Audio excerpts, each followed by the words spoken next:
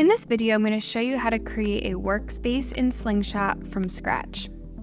So if you come up here to the Add button, you always have the option to pick any of your templates and see all templates, but you also have the blank workspace button here.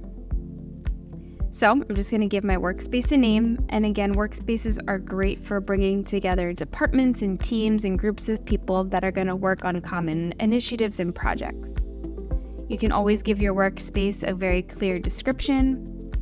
If it's a workspace that you have just for a point in time where it's going to have a clear status and a start date and due date, you can use those here. They're not mandatory.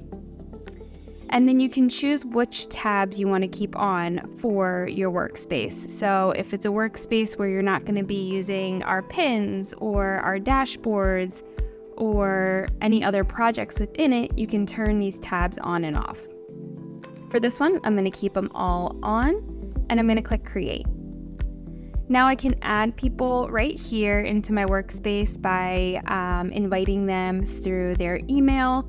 If they're already in Slingshot in my account, they would show up right here.